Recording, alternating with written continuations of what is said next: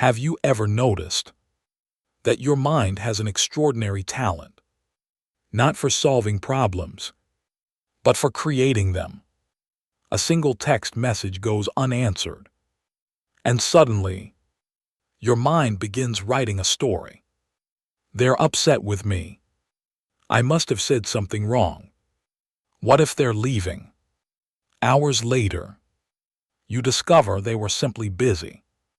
Nothing was ever wrong, except the story your mind created. Or perhaps your manager says, "We need to talk tomorrow." Those four simple words become the beginning of an invisible nightmare.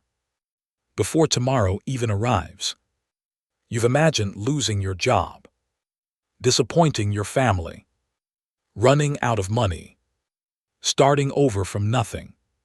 You lose sleep, not because of reality, but because of possibility. Strange, isn't it? Nothing has happened. No danger exists. No disaster has unfolded. Yet your heart races. Your breathing changes. Your body prepares for a battle that only exists inside your imagination. So here's the question. Why? Why would the most intelligent organ in your body create suffering out of events that have never happened? Why does the mind keep returning to memories that are already over, or racing toward futures that may never exist? And perhaps the strangest question of all, if your brain is designed to protect you, why does it so often become the source of your greatest anxiety? Stay with me, because what you're about to discover isn't merely another lesson in psychology. It's an ancient survival system, hidden beneath every fear, every sleepless night, every moment of overthinking, and every invisible battle you've ever fought inside your own mind. The truth is, your brain is not broken. It is not trying to make you miserable. It is doing exactly what millions of years of evolution designed it to do. But there's one problem. Your brain evolved for a world that no longer exists. Imagine living thousands of years ago.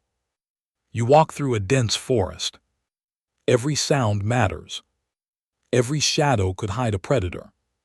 Every unfamiliar movement could mean the difference between life and death.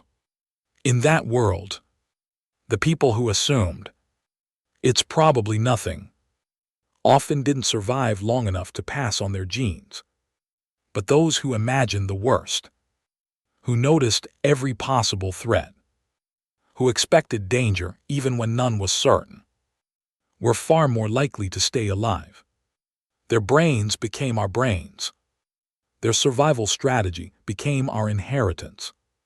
Today, the tiger has disappeared, but your brain still searches the forest. Only now, the forest has changed. The tiger has become a missed phone call, a social media post, a difficult conversation, an unanswered email, a strange look from a stranger. Your brain reacts to uncertainty, as if survival itself were at stake. Because to your ancient nervous system, certainty meant safety, uncertainty meant danger, and danger demanded immediate attention.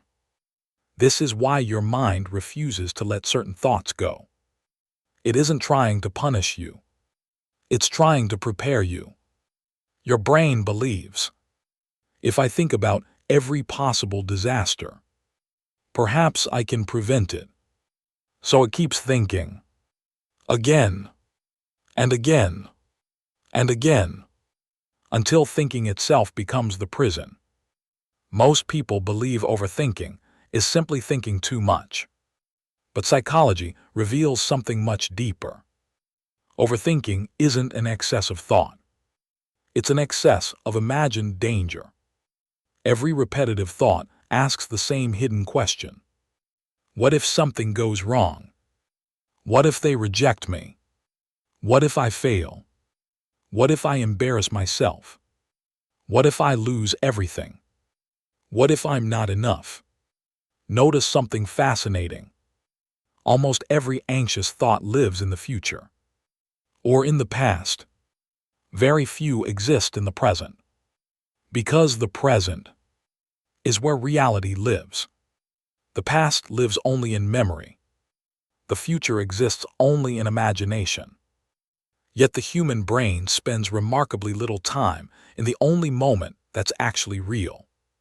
Instead, it travels endlessly between regret and prediction, between memories and possibilities, between what happened and what might happen, never realizing that neither place truly exists. The psychologist Daniel Kahneman spent decades studying the shortcuts and biases that shape human thinking. His work revealed something remarkable. The mind doesn't always seek truth. More often, it seeks efficiency. It fills in missing information. It jumps to conclusions. It creates stories long before it gathers evidence. This ability helped our ancestors survive. But in modern life, it often creates suffering. Imagine seeing a rope lying in the grass at dusk. For a split second, your brain assumes it's a snake.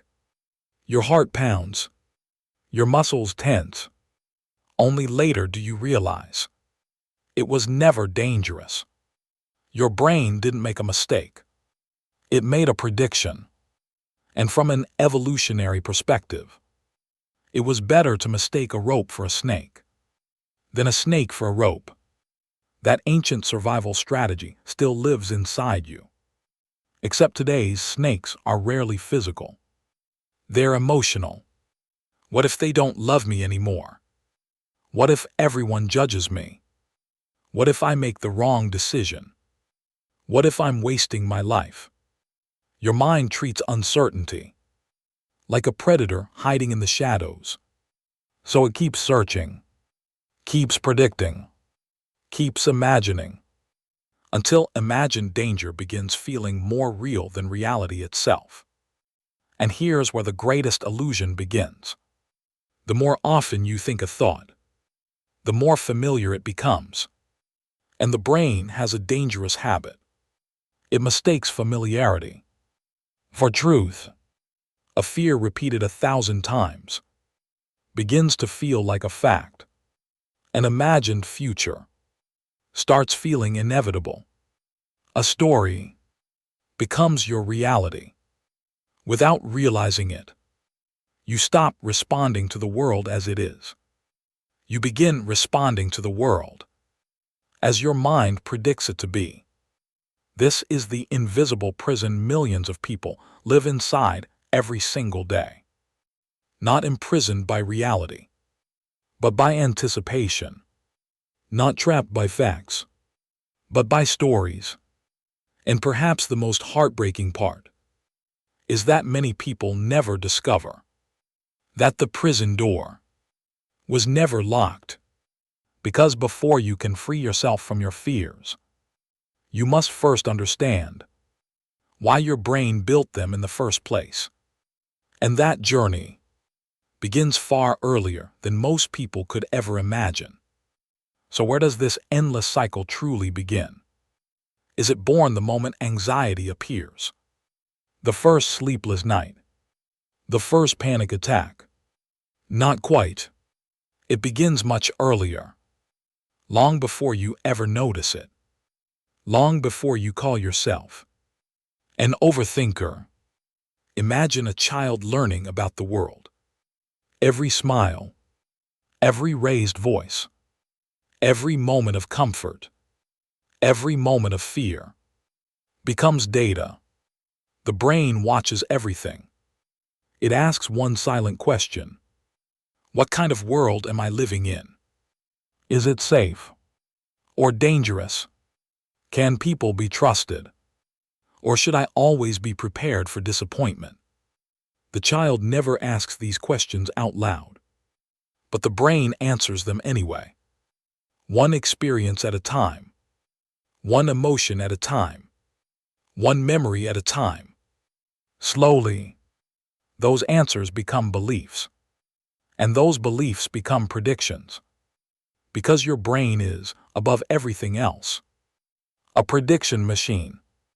It is constantly trying to answer one impossible question. What will happen next? Not because it's curious, because it wants to protect you. Every second, without your awareness, your brain scans your surroundings, looking for patterns, looking for danger, looking for anything that resembles pain you've experienced before. Imagine touching a hot stove for the first time. The pain lasts only a moment, but the lesson lasts a lifetime. Your brain remembers. It creates a shortcut. Don't touch that again. Now imagine emotional pain. Perhaps someone laughed when you shared your opinion. Perhaps you were rejected by someone you loved. Perhaps you failed at something that mattered deeply. Your brain treats emotional pain much like physical pain. It stores it, studies it, then quietly says, "Let's never experience that again." From that moment, something fascinating begins to happen. The brain stops reacting only to reality. It begins reacting to possibility. Not because the danger is present, but because it might be. A meeting at work reminds you of a teacher who once embarrassed you. A disagreement with your partner echoes an argument from years ago. A stranger's expression resembles someone who once rejected you. The present is no longer judged on its own. It is filtered through the memories of the past. The brain isn't asking, "What is happening?" It's asking, "What does this remind me of?" And sometimes, those are two completely different questions. This is one reason two people can experience the exact same event, yet leave with entirely different emotions. One sees opportunity. The other sees threat. One feels excitement. The other feels fear. The event is identical. The prediction is not. Psychologists have discovered that our expectations often shape our emotional experience before reality even has a chance to unfold. Think about that. Before life speaks, your mind has already written the first chapter. This is why uncertainty feels so uncomfortable. The brain hates unfinished stories. If it doesn't know what's going to happen, it invents an ending. And strangely, that ending is usually negative. Why? Because your brain isn't trying to make you optimistic. It's trying to keep you alive. Imagine hearing an unexpected noise outside your home late at night. Your mind doesn't immediately think, "It's probably the wind." Instead, it considers the possibility of danger. Only later, after gathering evidence, does it relax. This tendency has a name. Psychologists call it the negativity bias. Simply put, negative information captures your attention more strongly than positive information. One criticism can outweigh 10 compliments. One failure can overshadow years of success. One painful memory can remain vivid for decades, while hundreds of happy moments quietly fade away. This isn't because life is mostly negative. It's because your brain believes negative information is more important for survival. Our ancestors didn't survive by remembering every beautiful sunset. They survived by remembering where danger lived. That ancient programming still shapes your attention today. Notice how easily your mind remembers embarrassing moments from years ago. A conversation, a mistake, an awkward silence. Sometimes, you remember it more clearly than something wonderful that happened yesterday. Your brain isn't trying to torture you. It's highlighting what it believes you should never repeat. But here's where the trap begins. The more attention you give a thought, the stronger it becomes. Every time you replay the same fear, your brain assumes, this must be important. So it strengthens the neural pathway, like walking across the same field every day. A trail begins to appear. The more you walk it, the easier it becomes to follow. Eventually, the brain chooses that path automatically. This is why some worries seem to arrive without invitation. Not because they're true, because they've become familiar. And familiarity feels efficient. But efficiency is not the same as accuracy. The mind can become incredibly efficient at believing something completely false. Think about the person who constantly believes others dislike them. They enter every conversation already expecting rejection. They notice every pause, every delayed reply, every neutral expression. Meanwhile, they completely overlook the smiles, the kindness, the invitations, the genuine affection. Not because those things aren't there, but because the brain is searching for evidence that supports its prediction. It quietly ignores the rest. This is one of the most astonishing truths in psychology. You don't simply experience reality. You experience your brain's interpretation of reality. And those two things are not always the same. Perhaps this explains why two people can live in the same city, work in the same office, know the same people, and yet believe they live in completely different worlds. One believes the world is full of opportunity. The other believes it's full of disappointment. Neither sees everything. Both see what their minds have learned to expect. But what if the stories your brain keeps telling you are not warnings, but echoes? Echoes of old experiences, old fears, old wounds. Echoes that have grown so loud, they've begun sounding like the truth. The remarkable news is this: echoes can fade. Predictions can change. The brain is far more adaptable than most people realize. But before you can teach your mind a new way of seeing the world, you must first understand another invisible force. One so powerful that it can convince you a thought is true, simply because you thought it. And once you understand that illusion, you'll begin seeing your own mind in an entirely different light. But here's where the story takes an unexpected turn. What if I told you that your brain doesn't actually show you reality? It shows you its best guess. Think about that for a moment.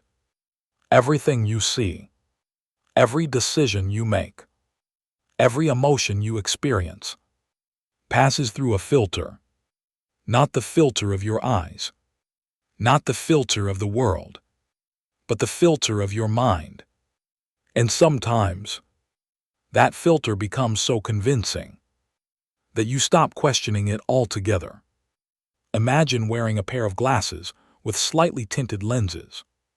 At first, you notice the color, but after wearing them every day, your brain adapts. Eventually, the tint disappears, not because it's gone, but because it has become normal. Your thoughts work exactly the same way. The beliefs you've repeated for years become invisible, not because they're true, but because they've become familiar. This is why two people can witness the exact same event and leave with completely different conclusions. One person walks into a room and notices smiling faces. Another walks into that same room and notices only the people who didn't smile. One leaves feeling accepted. The other leaves convinced that nobody liked them. Reality never changed. Only attention did.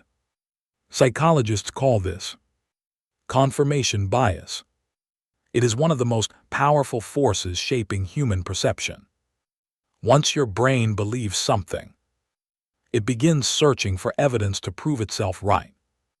And here's the fascinating part. It rarely searches for evidence that it's wrong. Imagine believing, "I'm not interesting." You tell a story. People laugh. Your brain says, "They're just being polite." Someone compliments you. They don't really mean it. A friend invites you somewhere. They probably invited everyone. Notice what's happening. Positive evidence is dismissed. Negative evidence is collected. The mind becomes both the detective and the judge. It asks the question, then secretly decides the answer before examining the evidence. The result: the belief survives, not because it's true, because your brain protected it. This is how invisible prisons are built. Brick by brick, thought by thought, until one day, you don't merely have the belief. The belief has you. But confirmation bias isn't working alone. There is another illusion, one that quietly steals peace from millions of people every single day. Psychologists call it catastrophizing. It sounds complicated, but you've probably experienced it countless times. Your phone rings late at night. Instantly, your heart sinks. Something terrible must have happened. Your partner becomes unusually quiet. You immediately wonder, are they losing interest? You make one small mistake at work. Suddenly, your career feels as though it's collapsing.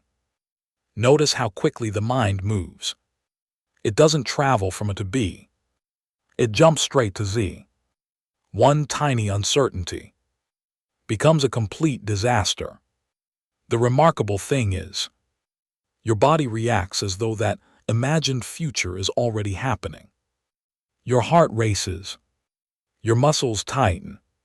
Stress hormones begin flooding your bloodstream.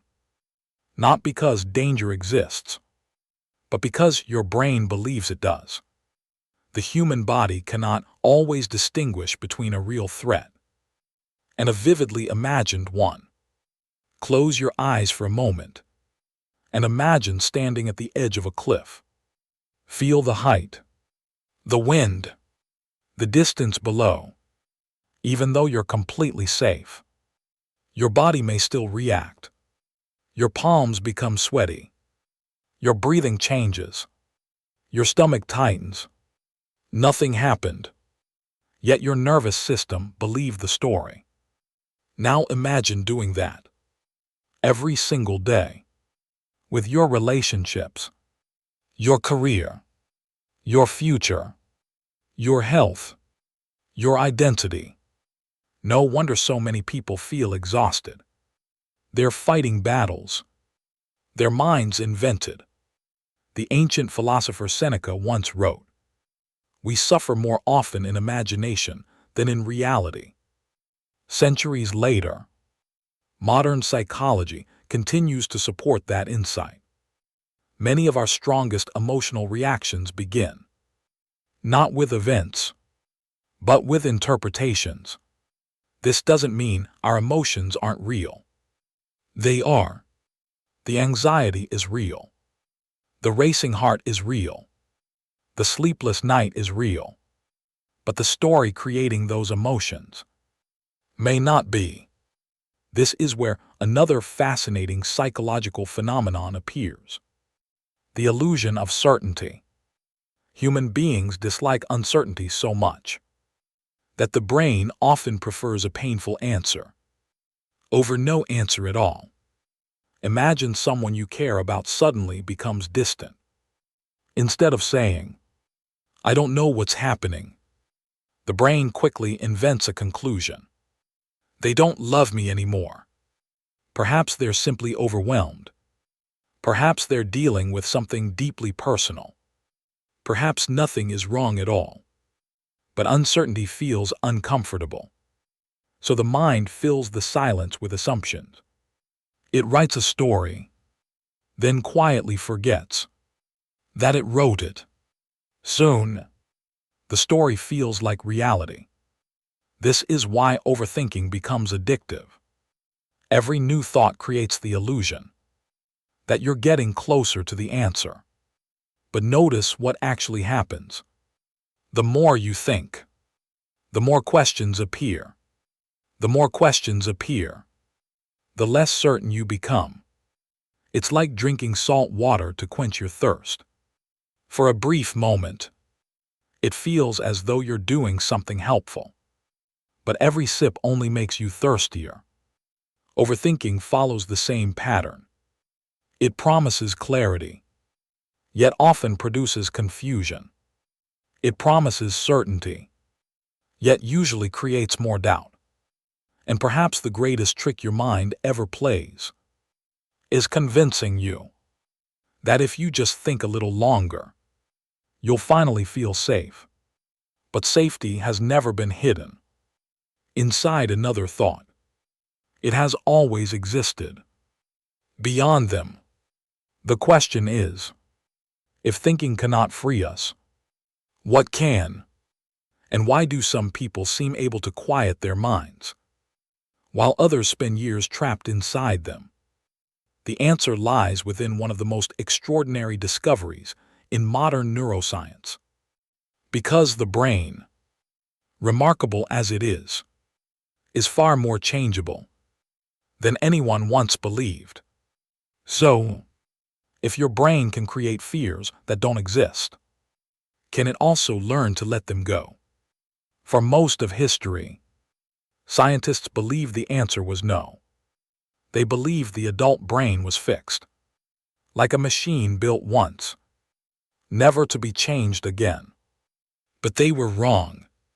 One of the greatest discoveries in modern neuroscience has completely transformed the way we understand the human mind.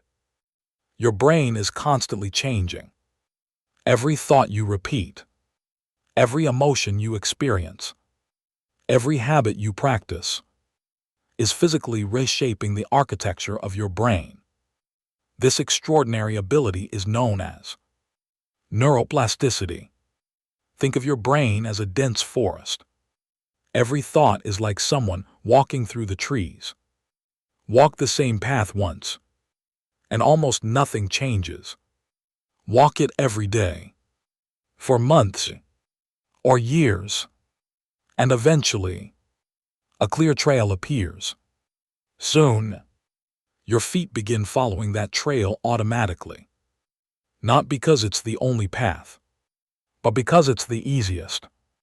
Your thoughts behave the same way. If you've spent years expecting rejection, your brain builds a highway toward rejection.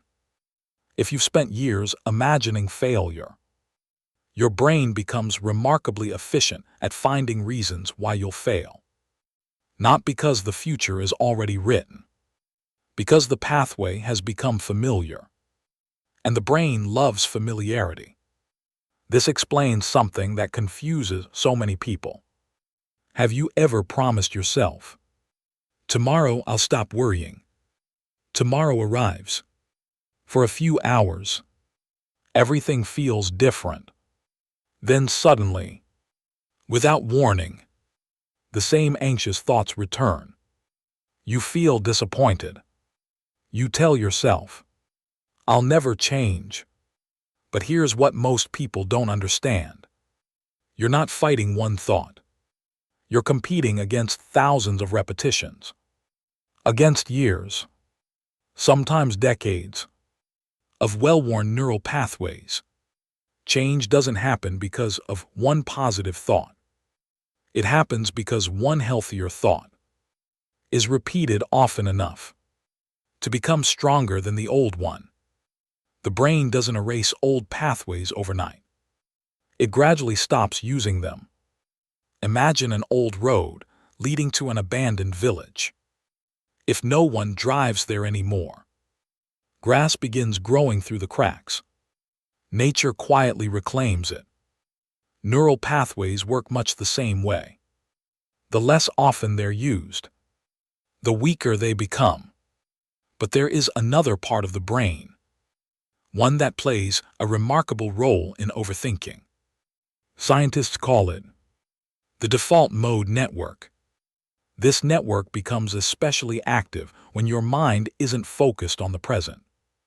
When you're lying awake in bed, driving alone, taking a shower, staring out of the window, your body may be perfectly still, but your mind begins traveling. Back to yesterday, forward to tomorrow, replaying conversations, inventing arguments, predicting disasters, rewriting the past, imagining impossible futures. In many ways, the default mode network is the storyteller inside your mind. It constantly tries to make sense of your life. Most of the time, that's helpful. It helps you reflect, learn from experience, plan for the future. But when left unchecked, the storyteller can become trapped inside the same chapter, repeating the same fears again and again. This is why many people believe, "I can't stop thinking." But perhaps that's the wrong way to see it. The problem isn't that your brain thinks. Thinking is what brains do. The problem begins when you believe every story your brain tells.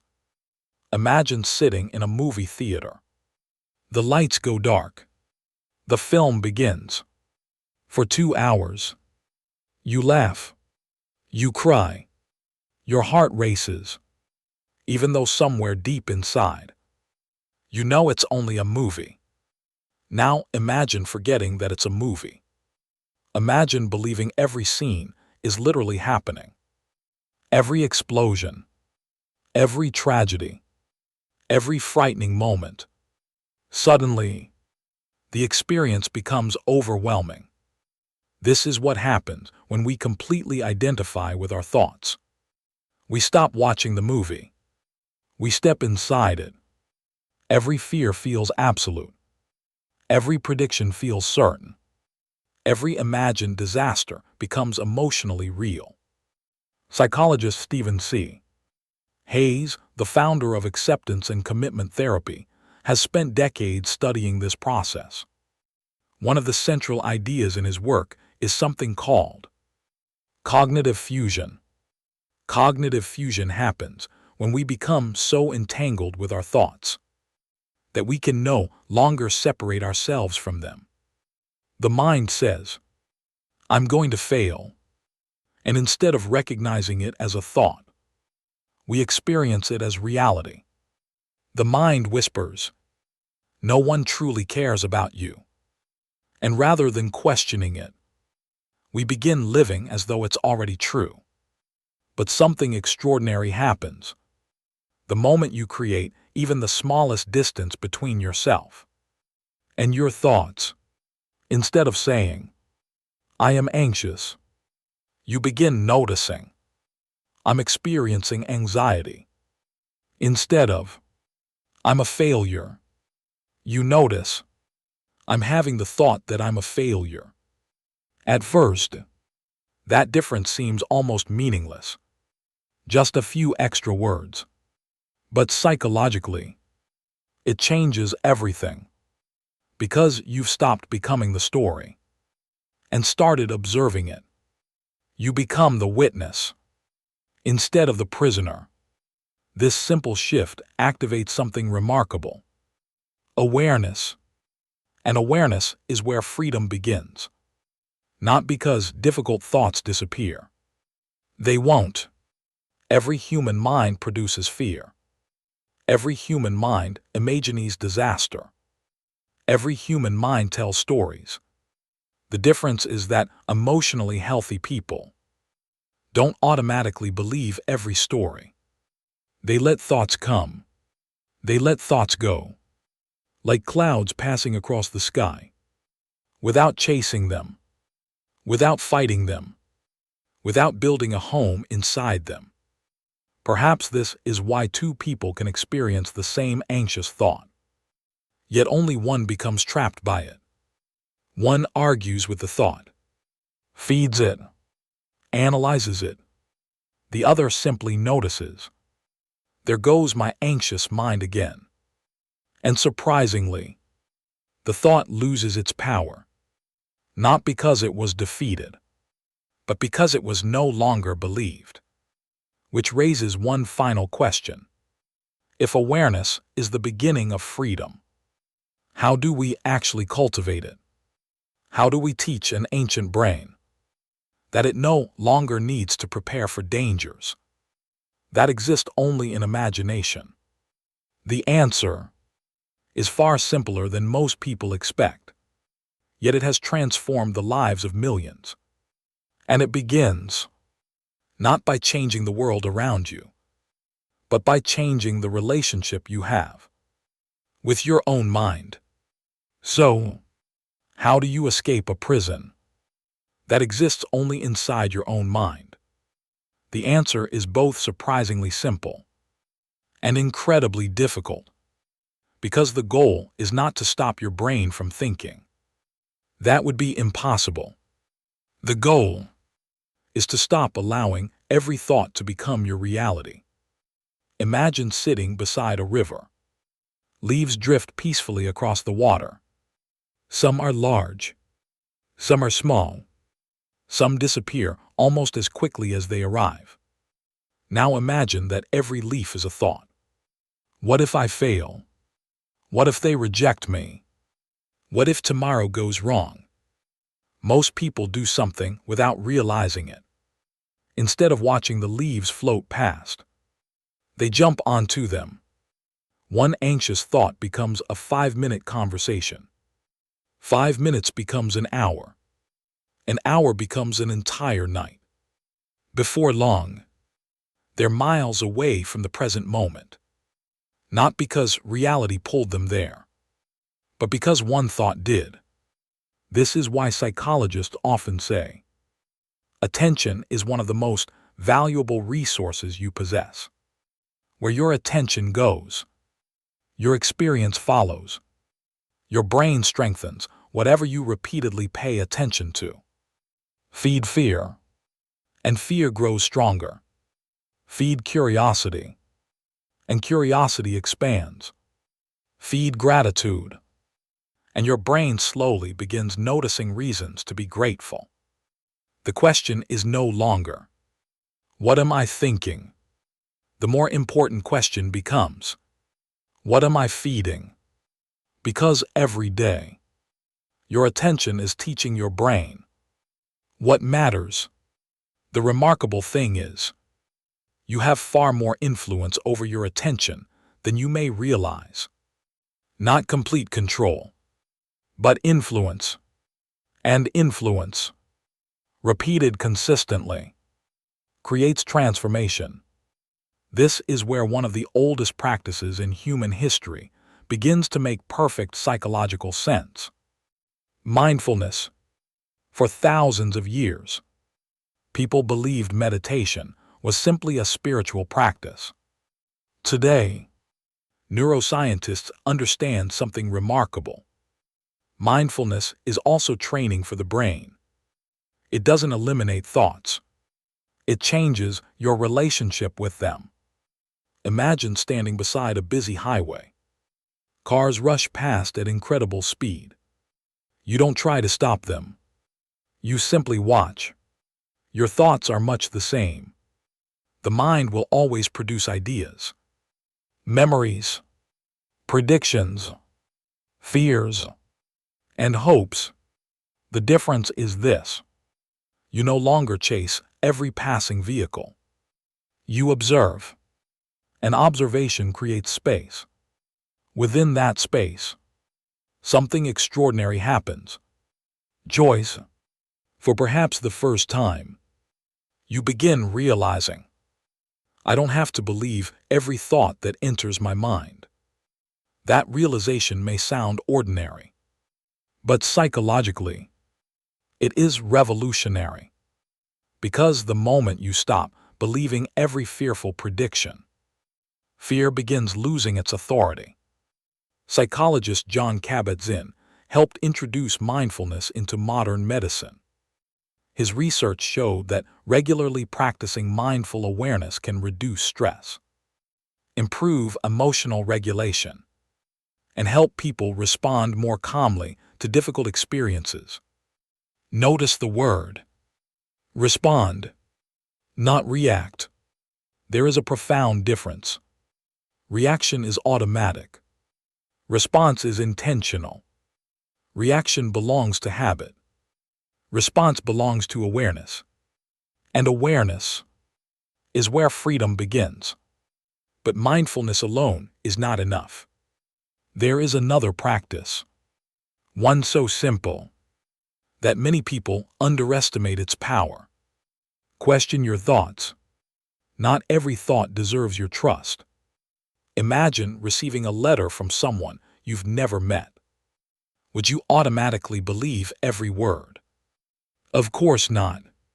You would examine it, ask questions, look for evidence. Yet many of us accept our own thoughts without the slightest investigation. The mind whispers, "You're going to fail," instead of asking, "Is that actually true?" We simply believe it. The mind says, "No one appreciates you." Again, we accept it as fact. But what if your thoughts are hypotheses, not conclusions? What if they are possibilities, not prophecies? One question can completely interrupt the cycle. Where is the evidence? Not the feeling. The evidence. Feelings matter. But feelings are not always facts. You can feel rejected while being deeply loved. You can feel incapable while possessing extraordinary ability. You can feel hopeless just before your greatest breakthrough. Emotions tell us something important, but they don't always tell us the truth. This is why awareness must be paired with compassion. Many people wage war against their own minds. They become angry because they're anxious, ashamed because they're afraid, frustrated because they can't stop overthinking. But imagine speaking to a frightened child. Would shouting make them feel safe? Or would your calm presence help them relax? Your brain responds much the same way. The anxious part of your mind doesn't need punishment. It needs reassurance. It needs evidence that the danger has passed. Perhaps the kindest words you can ever say to yourself are simply, "I understand why you're afraid, but we're safe now." Those few words accomplish something extraordinary. They acknowledge the fear without surrendering to it. That is emotional maturity. Not pretending fear doesn't exist, but refusing to let fear make every decision. Because courage has never meant living without fear. It has always meant moving forward, even while fear quietly walks beside you. Imagine standing before two doors. One door leads back to everything you've always known. The same habits, the same worries, the same stories. The other door opens toward uncertainty, growth, possibility, transformation. Your brain will almost always suggest the first door. Not because it's better, because it's familiar. But every meaningful life, every great achievement, every profound transformation has required someone to choose the second door. Again, and again, and again. Not because they stopped feeling afraid, but because they stopped allowing fear to decide who they would become. And perhaps that is the greatest lesson your brain can ever learn. Safety is not found by eliminating uncertainty. Safety is found by discovering that you are stronger than the stories your mind keeps telling you. Because once you truly understand that, something incredible begins to happen. The problems your brain once created no longer control the life you're capable of creating. And that changes everything. Before you leave, I want to ask you one final question. Out of every story your mind has ever told you, which one has held you captive the longest? Was it, "I'm not good enough. I'll never succeed.